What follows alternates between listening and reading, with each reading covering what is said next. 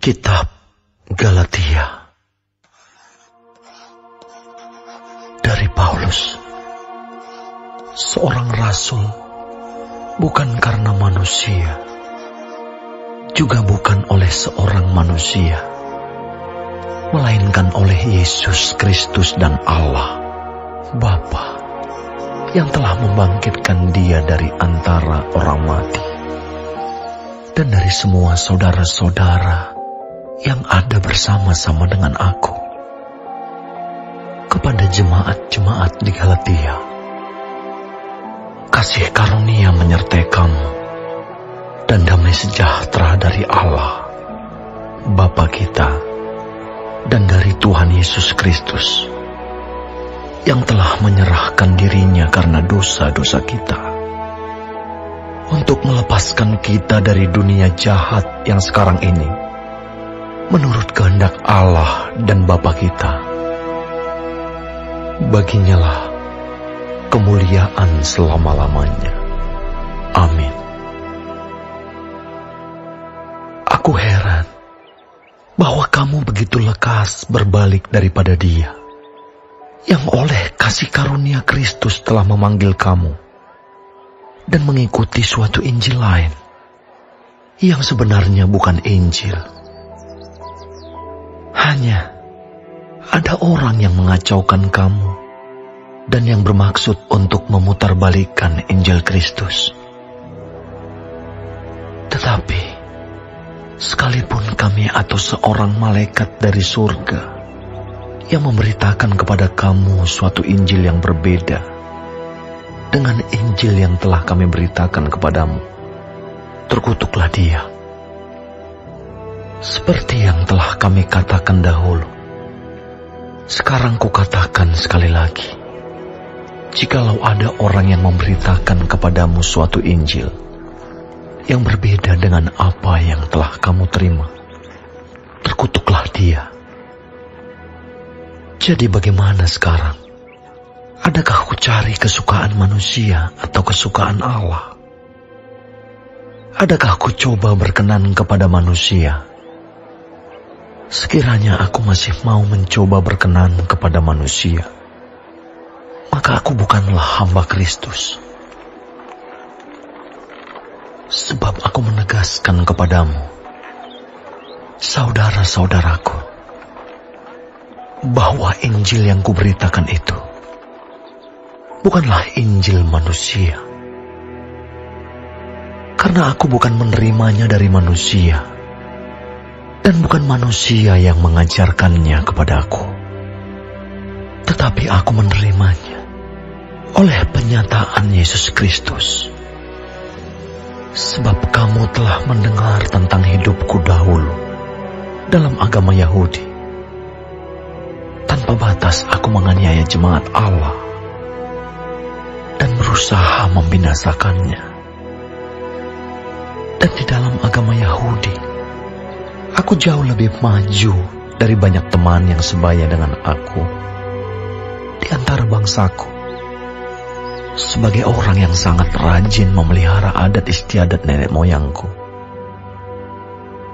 Tetapi waktu Ia yang telah memilih aku sejak kandungan ibuku dan memanggil aku oleh kasih karunia-Nya, berkenan menyatakan anaknya di dalam aku, supaya aku memberitakan Dia di antara bangsa-bangsa bukan Yahudi.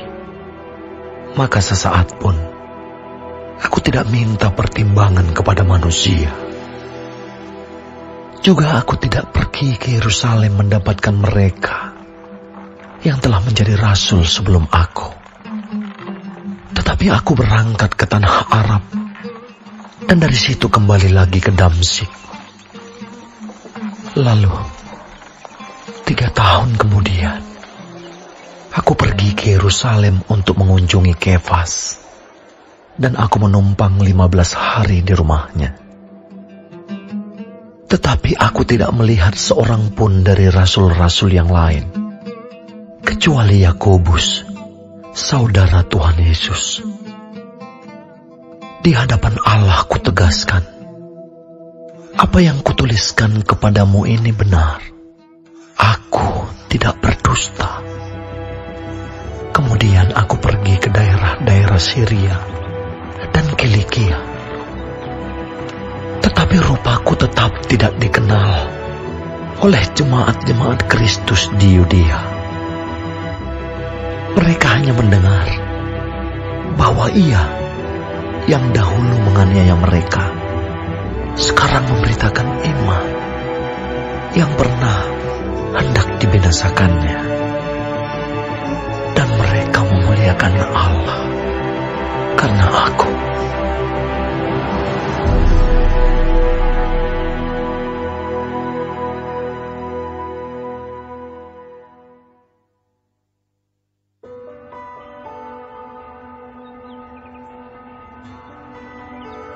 Kemudian, setelah lewat 14 tahun, aku pergi pula ke Yerusalem dengan Barnabas, dan Titus pun kubawa juga. Aku pergi berdasarkan suatu penyataan, dan kepada mereka kubentangkan Injil yang kuberitakan di antara bangsa-bangsa bukan Yahudi, dalam percakapan tersendiri kepada mereka yang terpandang, supaya jangan dengan percuma aku berusaha atau telah berusaha. Tetapi kendati pun Titus yang bersama-sama dengan aku adalah seorang Yunani, namun ia tidak dipaksa untuk menyunatkan dirinya. Memang ada desakan dari saudara-saudara palsu yang menyusup masuk, yaitu mereka yang menyelundup ke dalam untuk menghadang kebebasan kita yang kita miliki di dalam Kristus Yesus, supaya dengan jalan itu mereka dapat memperhambakan kita. Tetapi sesaat pun kami tidak mau mundur dan tunduk kepada mereka, agar kebenaran Injil dapat tinggal tetap pada kamu. Dan mengenai mereka yang dianggap terpandang itu, bagaimana kedudukan mereka dahulu, itu tidak penting bagiku. Sebab Allah tidak memandang muka. Bagaimanapun juga, mereka yang terpandang itu tidak memaksakan sesuatu yang lain kepadaku. Tetapi sebaliknya, setelah mereka melihat bahwa kepadaku telah dipercayakan pemberitaan Injil untuk orang-orang tak bersunat, sama seperti kepada Petrus untuk orang-orang bersunat, karena ia yang telah memberikan kekuatan kepada Petrus untuk menjadi rasul bagi orang-orang bersunat, ia juga yang telah memberikan kekuatan kepadaku untuk orang-orang yang tidak bersunat. Dan setelah melihat kasih karunia yang dianugerahkan kepadaku, maka Yakobus, Kefas, dan Yohanes yang dipandang sebagai suku guru jemaat berjabat tangan dengan aku dan dengan Barnabas sebagai tanda persekutuan, supaya kami pergi kepada orang-orang yang tidak bersunat dan mereka kepada orang-orang yang bersunat.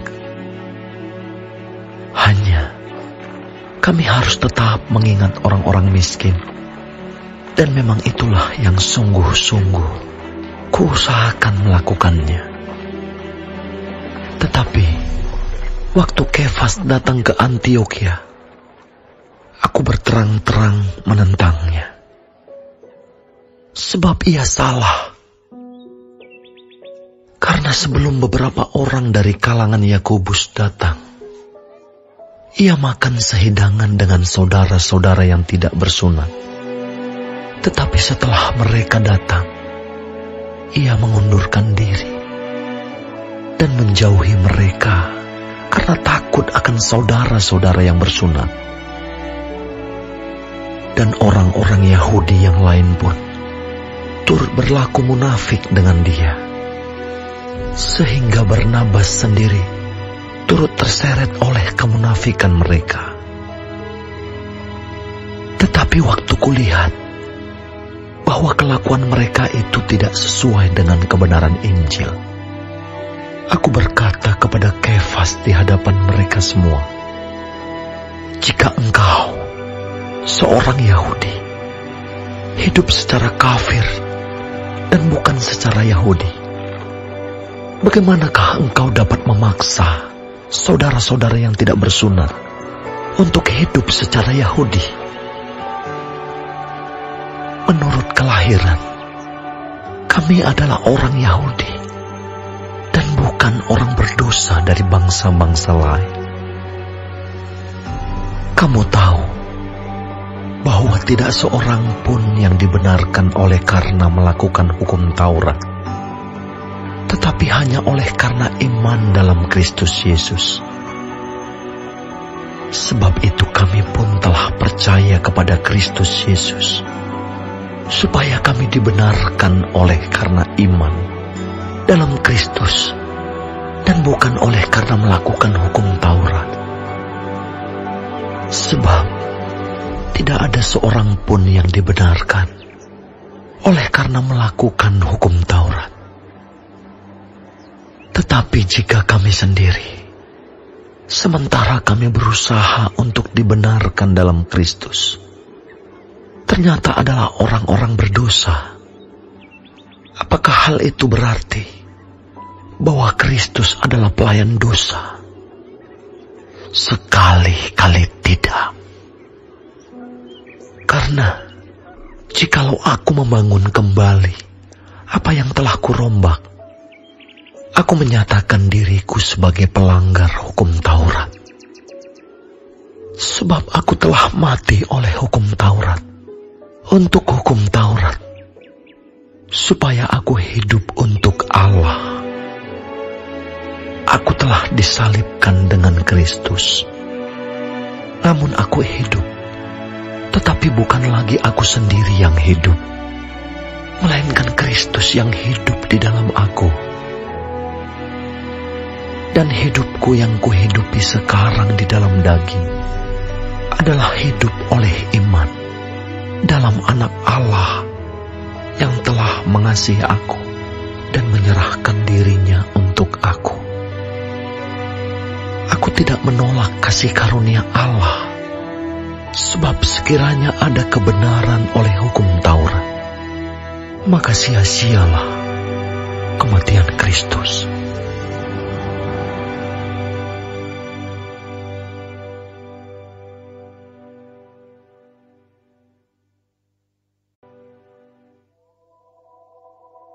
Hai orang-orang Galatia yang bodoh, siapakah yang telah mempesona kamu? Bukankah Yesus Kristus yang disalibkan itu telah dilukiskan dengan terang di depanmu? Hanya ini yang hendak ku ketahui daripada kamu. Adakah kamu telah menerima Roh karena melakukan hukum Taurat, atau karena percaya kepada pemberitaan Injil? Adakah kamu sebodoh itu? Kamu telah mulai dengan Roh. Maukah kamu sekarang mengakhirinya di dalam daging? Sia-siakah semua yang telah kamu alami sebanyak itu? Masakan sia-sia? Jadi bagaimana sekarang? Apakah Ia yang menganugerahkan Roh kepada kamu dengan berlimpah-limpah, dan yang melakukan mukjizat di antara kamu berbuat demikian karena kamu melakukan hukum Taurat, atau karena kamu percaya kepada pemberitaan Injil? Secara itu jugalah Abraham percaya kepada Allah, maka Allah memperhitungkan hal itu kepadanya sebagai kebenaran. Jadi kamu lihat bahwa mereka yang hidup dari iman, mereka itulah anak-anak Abraham. Dan kitab suci yang sebelumnya mengetahui bahwa Allah membenarkan orang-orang bukan Yahudi oleh karena iman, telah terlebih dahulu memberitakan Injil kepada Abraham. Olehmu, segala bangsa akan diberkati. Jadi mereka yang hidup dari iman, merekalah yang diberkati bersama-sama dengan Abraham yang beriman itu. Karena semua orang yang hidup dari pekerjaan hukum Taurat berada di bawah kutuk. Sebab ada tertulis, terkutuklah orang yang tidak setia melakukan segala sesuatu yang tertulis dalam kitab hukum Taurat. Dan bahwa tidak ada orang yang dibenarkan di hadapan Allah karena melakukan hukum Taurat adalah jelas. Karena orang yang benar akan hidup oleh iman. Tetapi dasar hukum Taurat bukanlah iman, melainkan siapa yang melakukannya akan hidup karenanya. Kristus telah menebus kita dari kutuk hukum Taurat dengan jalan menjadi kutuk karena kita. Sebab ada tertulis, terkutuklah orang yang digantung pada kayu salib. Yesus Kristus telah membuat ini, supaya di dalam Dia berkat Abraham sampai kepada bangsa-bangsa lain, sehingga oleh iman kita menerima roh yang telah dijanjikan itu. Saudara-saudara, baiklah kupergunakan suatu contoh dari hidup sehari-hari, suatu wasiat yang telah disahkan, sekalipun ia dari manusia, tidak dapat dibatalkan atau ditambahi oleh seorang pun. Adapun kepada Abraham diucapkan segala janji itu, dan kepada keturunannya. Tidak dikatakan kepada keturunan-keturunannya, seolah-olah dimaksud banyak orang, tetapi hanya satu orang, dan kepada keturunanmu, yaitu Kristus. Maksudku ialah janji yang sebelumnya telah disahkan Allah tidak dapat dibatalkan oleh hukum Taurat yang baru terbit 430 tahun kemudian, sehingga janji itu hilang kekuatannya. Sebab jikalau apa yang ditentukan Allah berasal dari hukum Taurat, ia tidak berasal dari janji, tetapi justru oleh janjilah Allah telah menganugerahkan kasih karunia-Nya kepada Abraham. Kalau demikian, apakah maksudnya hukum Taurat? Ia ditambahkan oleh karena pelanggaran-pelanggaran, sampai datang keturunan yang dimaksud oleh janji itu. Dan ia disampaikan dengan perantaraan malaikat-malaikat ke dalam tangan seorang pengantara. Seorang pengantara bukan hanya mewakili satu orang saja, sedangkan Allah adalah satu. Kalau demikian, bertentangankah hukum Taurat dengan janji-janji Allah? Sekali-kali tidak. Sebab andai kata hukum Taurat diberikan sebagai sesuatu yang dapat menghidupkan, maka memang kebenaran berasal dari hukum Taurat. Tetapi kitab suci telah mengurung segala sesuatu di bawah kekuasaan dosa, supaya oleh karena iman dalam Kristus, janji itu diberikan kepada mereka yang percaya. Sebelum iman itu datang, kita berada di bawah pengawalan hukum Taurat dan dikurung sampai iman itu telah dinyatakan. Jadi, hukum Taurat adalah penuntun bagi kita sampai Kristus datang, supaya kita dibenarkan karena iman. sekarang iman itu telah datang. Karena itu, kita tidak berada lagi di bawah pengawasan penuntun. Sebab kamu semua adalah anak-anak Allah karena iman di dalam Yesus Kristus. Karena kamu semua yang dibaptis dalam Kristus telah mengenakan Kristus. Dalam hal ini, tidak ada orang Yahudi atau orang Yunani. Tidak ada hamba atau orang merdeka. Tidak ada laki-laki atau perempuan. Karena kamu semua adalah satu di dalam Kristus Yesus. Dan jikalau kamu adalah milik Kristus, maka kamu juga adalah keturunan Abraham dan berhak menerima janji Allah.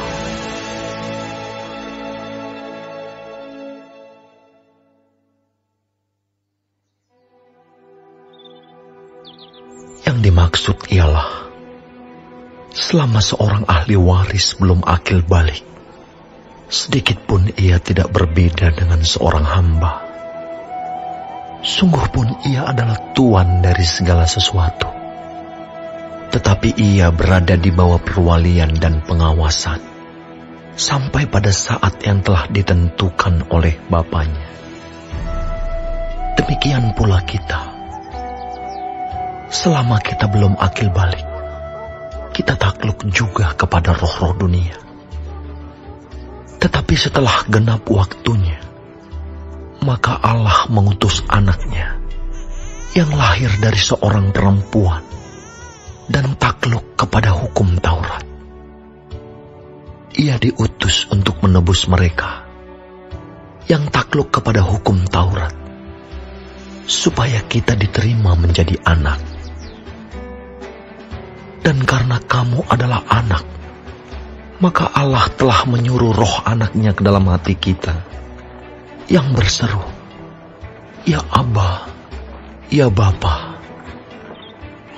Jadi kamu bukan lagi hamba, melainkan anak. Jikalau kamu anak, maka kamu juga adalah ahli-ahli waris oleh Allah.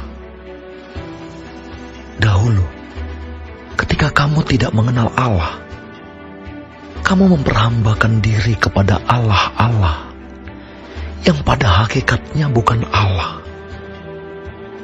Tetapi sekarang, sesudah kamu mengenal Allah, atau lebih baik, sesudah kamu dikenal Allah, bagaimanakah kamu berbalik lagi kepada roh-roh dunia yang lemah dan miskin, dan mau mulai memperhambakan diri lagi kepadanya?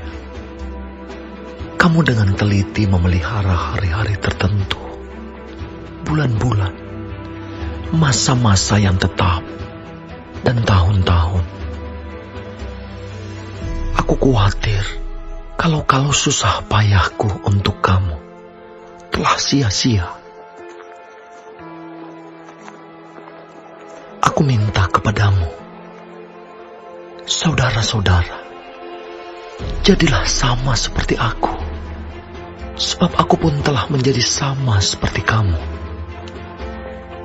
Belum pernah kualami sesuatu yang tidak baik daripadamu. Kamu tahu bahwa aku pertama kali telah memberitakan Injil kepadamu oleh karena aku sakit pada tubuhku.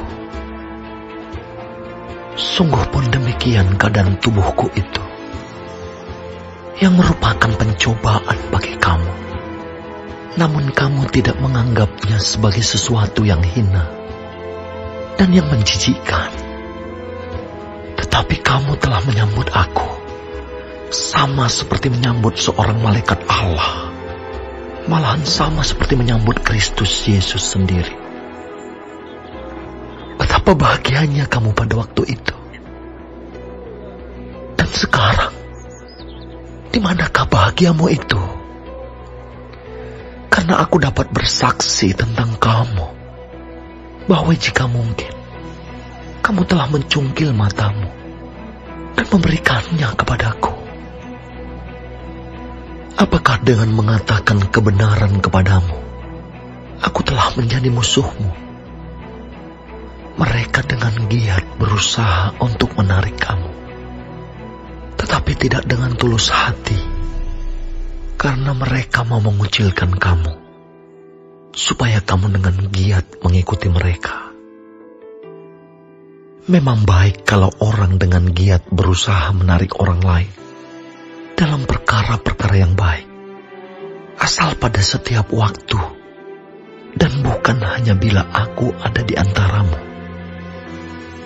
Hai anak-anakku, karena kamu aku menderita sakit bersalin lagi, sampai rupa Kristus menjadi nyata di dalam kamu. Betapa rinduku untuk berada di antara kamu pada saat ini, dan dapat berbicara dengan suara yang lain, karena aku telah habis akal menghadapi kamu. Katakanlah kepadaku, hai kamu yang mau hidup di bawah hukum Taurat, tidakkah kamu mendengarkan hukum Taurat? Bukankah ada tertulis bahwa Abraham mempunyai 2 anak, seorang dari perempuan yang menjadi hambanya, dan seorang dari perempuan yang merdeka? Tetapi anak dari perempuan yang menjadi hambanya itu diperanakan menurut daging, dan anak dari perempuan yang merdeka itu oleh karena janji. Ini adalah suatu kiasan, sebab kedua perempuan itu adalah 2 ketentuan Allah. Yang satu berasal dari Gunung Sinai dan melahirkan anak-anak perhambaan. Itulah Hagar. Hagar ialah Gunung Sinai di tanah Arab, dan ia sama dengan Yerusalem yang sekarang, karena ia hidup dalam perhambaan dengan anak-anaknya. Tetapi Yerusalem surgawi adalah perempuan yang merdeka, dan ialah ibu kita. Karena ada tertulis, bersukacitalah hai si mandul yang tidak pernah melahirkan, bergembira dan bersorak-sorailah, hai engkau yang tidak pernah menderita sakit bersalin. Sebab yang ditinggalkan suaminya akan mempunyai lebih banyak anak daripada yang bersuami. Dan kamu, saudara-saudara, kamu sama seperti Ishak adalah anak-anak janji. Tetapi seperti dahulu, dia yang diperanakan menurut daging menganiaya yang diperanakan menurut roh. Demikian juga sekarang ini. Tetapi apa kata nas kitab suci? Usirlah hamba perempuan itu beserta anaknya, sebab anak hamba perempuan itu tidak akan menjadi ahli waris bersama-sama dengan anak perempuan merdeka itu. Karena itu, saudara-saudara, kita bukanlah anak-anak hamba perempuan, melainkan anak-anak perempuan merdeka.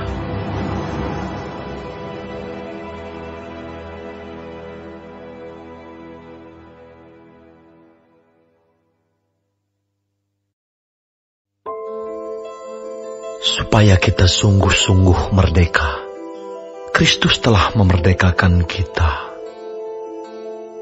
Karena itu berdirilah teguh, dan jangan mau lagi dikenakan kuk perhambaan. Sesungguhnya, aku, Paulus, berkata kepadamu, jikalau kamu menyunatkan dirimu, Kristus sama sekali tidak akan berguna bagimu. Sekali lagi aku katakan kepada setiap orang yang menyunatkan dirinya, bahwa ia wajib melakukan seluruh hukum Taurat. Kamu lepas dari Kristus. Jikalau kamu mengharapkan kebenaran oleh hukum Taurat, kamu hidup di luar kasih karunia. Sebab oleh roh dan karena iman, kita menantikan kebenaran yang kita harapkan. Sebab bagi orang-orang yang ada di dalam Kristus Yesus, hal bersunat atau tidak bersunat tidak mempunyai sesuatu arti. Hanya iman yang bekerja oleh kasih. Dahulu kamu berlomba dengan baik. Siapakah yang menghalang-halangi kamu? Sehingga kamu tidak menuruti kebenaran lagi. Ajakan untuk tidak menurutinya lagi bukan datang dari Dia yang memanggil kamu. Sedikit lagi sudah mengkhamirkan seluruh adonan. Dalam Tuhan, aku yakin tentang kamu, bahwa kamu tidak mempunyai pendirian lain daripada pendirian ini. Tetapi barang siapa yang mengacaukan kamu, ia akan menanggung hukumannya, siapapun juga dia. Dan lagi aku ini, saudara-saudara, jikalau aku masih memberitakan sunat, mengapakah aku masih dianiaya juga? Sebab kalau demikian, salib bukan batu sandungan lagi. Baiklah mereka yang menghasut kamu itu mengebirikan saja dirinya. Saudara-saudara, memang kamu telah dipanggil untuk merdeka. Tetapi janganlah kamu mempergunakan kemerdekaan itu sebagai kesempatan untuk kehidupan dalam dosa. Melainkan, layanilah seorang akan yang lain oleh kasih. Sebab seluruh hukum Taurat tercakup dalam satu firman ini, yaitu, kasihilah sesamamu manusia seperti dirimu sendiri. Tetapi, jikalau kamu saling menggigit dan saling menelan, awaslah supaya jangan kamu saling membinasakan. Maksudku ialah, hiduplah oleh Roh, maka kamu tidak akan menuruti keinginan daging. Sebab keinginan daging berlawanan dengan keinginan Roh, dan keinginan Roh berlawanan dengan keinginan daging, karena keduanya bertentangan. Sehingga kamu setiap kali tidak melakukan apa yang kamu kehendaki. Akan tetapi, jikalau kamu memberi dirimu dipimpin oleh Roh, maka kamu tidak hidup di bawah hukum Taurat. Perbuatan daging telah nyata, yaitu percabulan, kecemaran, hawa nafsu, penyembahan berhala, sihir, perseteruan, perselisihan, iri hati, amarah, kepentingan diri sendiri, percideraan, roh pemecah, kedengkian, kemabukan, pesta pora dan sebagainya. Terhadap semuanya itu kuperingatkan kamu, seperti yang telah kubuat dahulu, bahwa barang siapa melakukan hal-hal yang demikian, ia tidak akan mendapat bagian dalam kerajaan Allah. Tetapi buah Roh ialah kasih, sukacita, damai sejahtera, kesabaran, kemurahan, kebaikan, kesetiaan, kelemah lembutan, penguasaan diri. Tidak ada hukum yang menentang hal-hal itu. Barang siapa menjadi milik Kristus Yesus, ia telah menyalibkan daging dengan segala hawa nafsu dan keinginannya. Jikalau kita hidup oleh Roh, baiklah hidup kita juga dipimpin oleh Roh. Dan janganlah kita gila hormat. Janganlah kita saling menantang dan saling mendengki.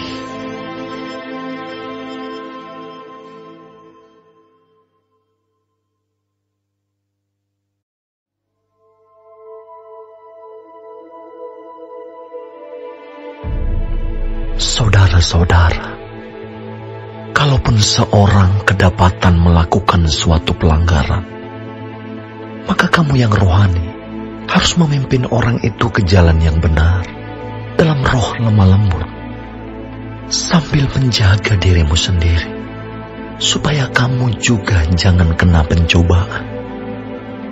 Bertolong-tolonganlah menanggung beban. Demikianlah kamu memenuhi hukum Kristus. Sebab kalau seorang menyangka bahwa ia berarti, padahal ia sama sekali tidak berarti, ia menipu dirinya sendiri.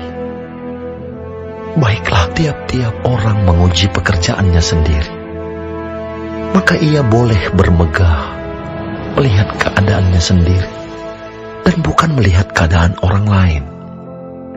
Sebab tiap-tiap orang akan memikul tanggungannya sendiri. Dan baiklah dia yang menerima pengajaran dalam firman, membagi segala sesuatu yang ada padanya dengan orang yang memberikan pengajaran itu. Jangan sesaat. Allah tidak membiarkan dirinya dipermainkan. Karena apa yang ditabur orang, itu juga yang akan dituainya. Sebab barang siapa menabur dalam dagingnya, ia akan menuai kebinasaan dari dagingnya. Tetapi barang siapa menabur dalam roh, ia akan menuai hidup yang kekal dari roh itu. Janganlah kita jemu-jemu berbuat baik, karena apabila sudah datang waktunya, kita akan menuai. Jika kita tidak menjadi lemah. Karena itu, selama masih ada kesempatan bagi kita, marilah kita berbuat baik kepada semua orang, tetapi terutama kepada kawan-kawan kita seiman. Lihatlah bagaimana besarnya huruf-huruf yang kutulis kepadamu dengan tanganku sendiri. Mereka yang secara lahiriah suka menonjolkan diri. Merekalah yang berusaha memaksa kamu untuk bersunat, hanya dengan maksud supaya mereka tidak dianiaya karena salib Kristus. Sebab mereka yang menyunatkan dirinya pun tidak memelihara hukum Taurat, tetapi mereka menghendaki supaya kamu menyunatkan diri, agar mereka dapat bermegah atas keadaanmu yang lahiriah. Tetapi aku sekali-kali tidak mau bermegah selain dalam salib Tuhan kita Yesus Kristus. Sebab olehnya dunia telah disalibkan bagiku, dan aku bagi dunia. Sebab bersunat atau tidak bersunat tidak ada artinya, tetapi menjadi ciptaan baru, itulah yang ada artinya.